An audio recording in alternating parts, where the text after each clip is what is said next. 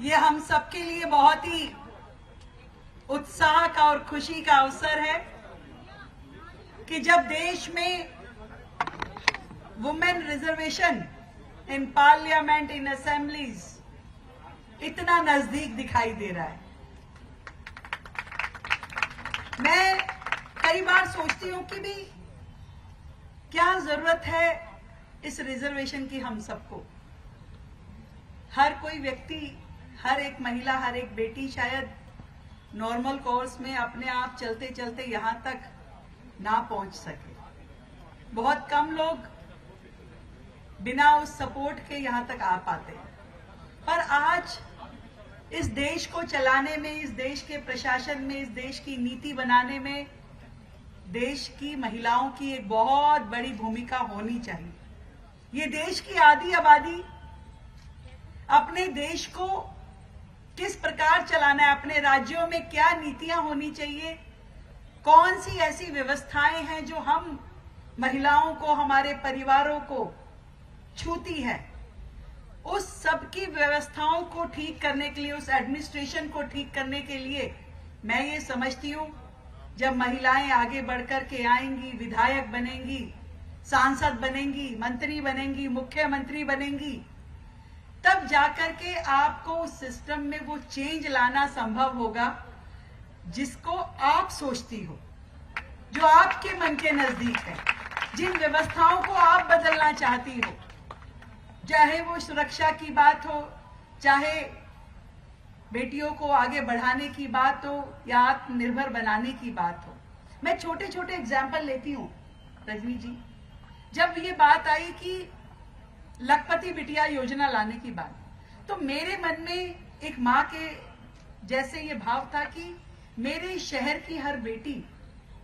पढ़ाई इतनी करे कि वो अपने पैरों पे खड़ी तो हो सके। 10वीं तक के लिए मैंने अगर उसे सपोर्ट किया तो क्या किया, उसे ग्रेजुएट बना करके यदि मैं भेजती हूं तब तो वो कहीं नौकरी करेगी, कोई काम करेगी, कोई व्यापार करेगी। और उस योजना को मैंने लखपति बिटिया का स्वरूप जब दिया तो ग्रेजुएशन तक उसे सपोर्ट दिया,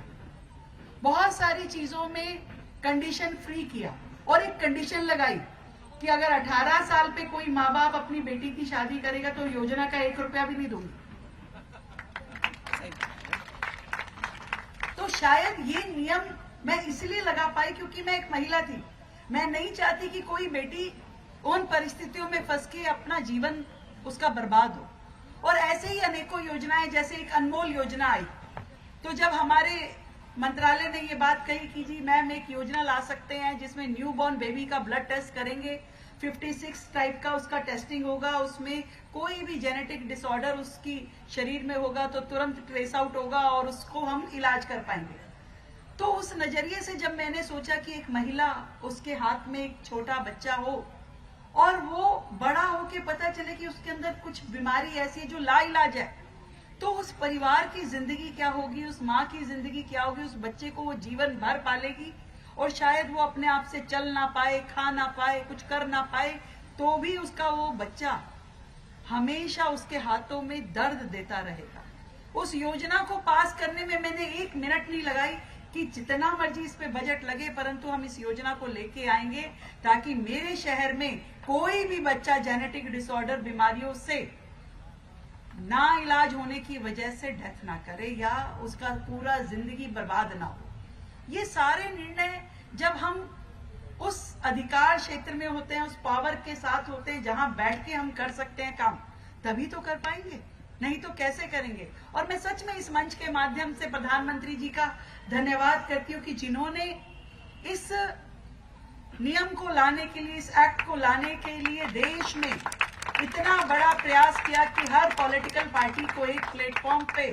लाने की कोशिश करते हुए कि ये कितना बड़ा रेवोल्यूशन हमारे देश में होगा कि जहां एक और हम बात करते थे बेटी बचाओ की, उसके बाद आए बेटी पढ़ाओ, और अब हम कह रहे हैं बेटी बढ़ाओ। तो बेटी बचाओ से बेटी बढ़ाओ तक का ये सफर हम सबके लिए सच में एक यादगार यात्रा है। हम सब जितने लोग यहाँ बैठे हैं अपने अपने जीवन में जरूर हमने कुछ सामाजिक दिक्कतों का सामना किया होगा, पर आने वाली हमारी जनरेशंस उन दिक्कतों का सामना ना करे, इसके लिए जरूरी है कि महिलाएं मेज के उस और नहीं, मेज के इस और आए जहां उनके हाथ में पावर हो, डिसीजन मेकिंग क्षमता हो और एडमिनिस्ट्रेशन में उसका स्थान हो। आप सबको मेरी ओर से ढेर सारी शुभकामनाएं। और अब हमें बहुत जोरों से इस बिल के समर्थन में आगे बढ़कर के अपने विचार रखने हैं। हर एक प्रबुद्ध महिला से मैं ये निवेदन करूंगी कि अपने विचारों के साथ में समाज को हम जोड़ें और ये बताएं कि हमारी बेटियों के लिए, हमारे शहर की महिलाओं के लिए, देश की नारी शक्ति के लिए कितना बड़ा निर्णय होगा, जिससे हम सबका जीवन जुड़ा है, जनरेशंस जुड़ी है, भविष्य जुड़ा है। Thank you so much.